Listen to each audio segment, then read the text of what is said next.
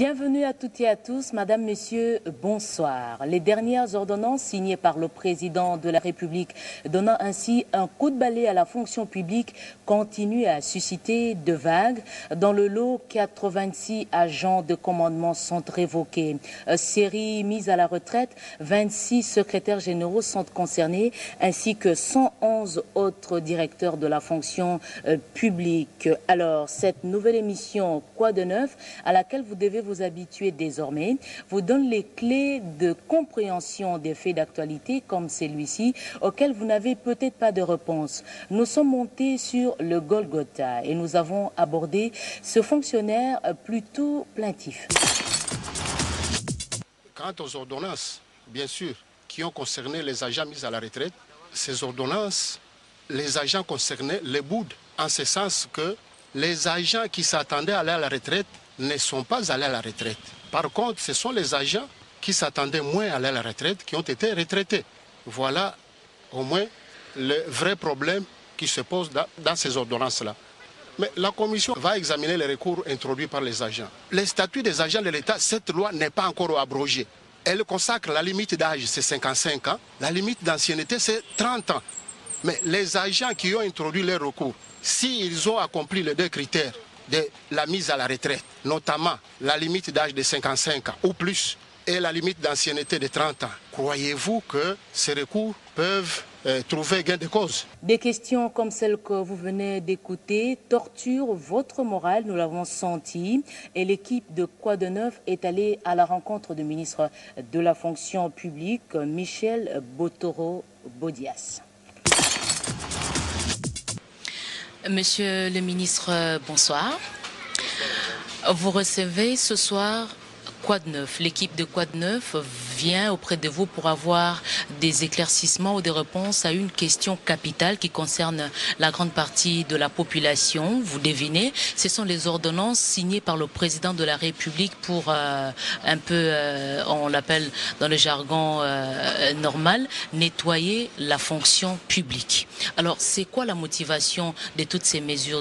Les ordonnances que le chef de l'État a signées entre dans le cadre de la réforme initiée depuis 2003, laquelle piétine et piétinait jusqu'à ce jour. Cela est dû au fait que le gouvernement était hésitant. Mais maintenant, tout le monde a compris qu'il est temps que nous puissions passer à la vitesse supérieure avec la réforme, en commençant par l'assainissement de la fonction publique. L'homme est l'épine dorsale de tout développement. Et je pense que ce sont les hommes qui pilotent la réforme et que si ceux-ci incarnent encore des comportements tels qu'ils ne peuvent pas faciliter la réforme, il faut commencer par assainir la fonction publique, c'est-à-dire tous les secteurs de la vie nationale. Et c'est cet assainissement qui a commencé. Je dis bien que ce n'est qu'une partie remise, parce qu'elle suit son bonhomme de chemin. La pilule de la réforme est amère, mais il faudrait l'avaler pour l'assainissement, mais surtout pour la maîtrise des effectifs dans l'administration publique. Conséquence, une agitation est née de la publication de ces ordonnances et a contraint le chef du gouvernement, Adolphe Muzito, de réunir autour d'une même table les syndicalistes. Une commission est née pour examiner les supposées ou avérées irrégularités.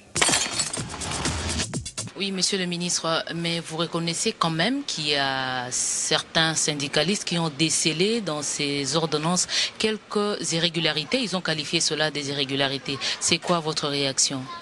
Moi, je ne reconnais aucune irrégularité dans les ordonnances que le chef de l'État a signées.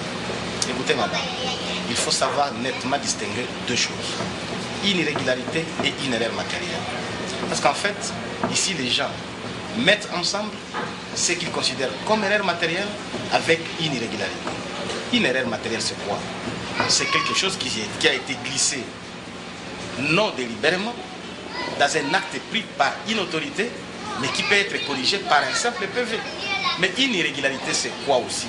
C'est le fait que dans les actes que les autorités prennent, on sent manifestement la volonté de nuire.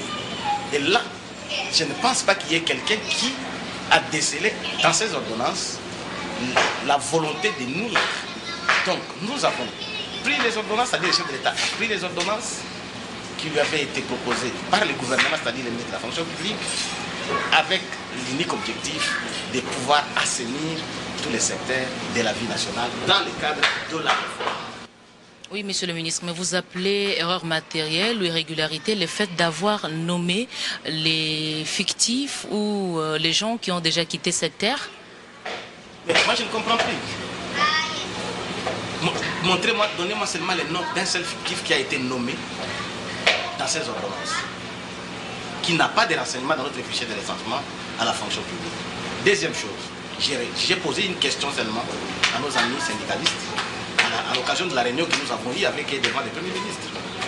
Parce qu'il est plus facile de critiquer, mais il n'est pas aussi facile d'endosser ce qu'on dit soi-même. Aujourd'hui, la fonction publique, sous la bénédiction de la coopération sud-africaine que le chef de l'État avait signée, a eu un bien de valeur. Donc ce sont les machines que nous avons acquises pour pouvoir garder les renseignements de chaque agent. Et ici, je leur avais posé la question. Parce que vous êtes tous des responsables des différentes administrations. Est-ce que les mouvements de personnel, vous les signalez chaque jour à la fonction publique pour l'actualisation des fichiers individuels des agents? Un agent peut décéder aujourd'hui. Je prends un exemple. Il est du ministère des Transports et Voies de Communication. Il y a un secrétaire général là-bas. Il y a des directeurs chefs de service. Et chaque fois, les cas de décès, certificat à l'appui, on doit l'amener à la fonction publique pour que nous puissions actualiser les fichiers de l'agent décédé. De sorte que lorsqu'il y a un travail de mise à la retraite qui est fait, lorsqu'il y a un travail de promotion qui est fait, arrivé au dossier de l'agent décédé, il y a un indicateur qui prouve qu'il n'est plus en vie. Alors, c'est quoi le travail que doit faire la commission initiée ou mise sur pied par le Premier ministre pour examiner ces irrégularités? Bon, écoutez, d'abord, il est difficile que je vous dise quel est le travail que nous allons faire. Parce qu'en fait, les termes de référence sont clairement définis dans les documents que le Premier ministre m'a écrit. Mais est-ce que cette commission est déjà à pied d'œuvre? Ne vous en faites pas, d'abord c'est de l'administration. Le Premier ministre m'a écrit, il m'a indiqué tout un tas de structures qui doivent intervenir dans cette commission, encore qu'il faut que le ministre de la fonction publique, avant de mettre en place cette commission, écrive sur le plan de l'administration encore à ces différentes structures pour qu'on me désigne par écrit les gens qui doivent prendre part à cette commission. Ce n'est qu'après avoir eu les noms des délégués de chaque structure que le ministre de la fonction publique doit maintenant signer un arrêté qui mettra en place cette commission. Alors je voudrais rebondir sur cette question, monsieur le ministre, puisque ça finira par être installé cette commission et la population attend beaucoup de cette commission qui est pour eux une dernière chance d'être fixée. Je vais mettre la commission sur pied et les syndicalistes viendront participer aux travaux de la commission, mais ils doivent adresser tous leurs recours au ministre de la fonction publique que je suis. Parce que j'ai entendu dire de certaines personnes qui vont écrire à la commission. Mais cette commission-là a quel statut juridique? C'est le ministre de la fonction publique qui doit recevoir tous les recours et les verser à la commission. C'est encore lui qui, après que la commission ait fait son travail, va émettre ses avis au chef de l'État de conclusions que cette commission-là doit prendre. Monsieur le ministre, pour clôturer, vous pouvez adresser un message à tous les fonctionnaires qui vous suivent à travers cette émission. Un dernier message que je vais adresser à tous les fonctionnaires et agents de l'État, ce n'est pas de perdre l'espoir. Il est temps, ça je l'ai dit, et surtout avec les slogans tolérance zéro, que tout le monde mette la main dans la pâte. Je reviens encore sur ce que j'avais dit un jour dans une émission pour dire qu'aujourd'hui, si vous voulez que le Congo se développe, il faut que l'état d'esprit du peuple congolais change, comme disait un auteur français, comme pour le paraphraser, et dire que le développement d'un pays ne dépend pas de ce qu'il a comme richesse de sous-sol, mais plutôt de l'état d'esprit de son peuple.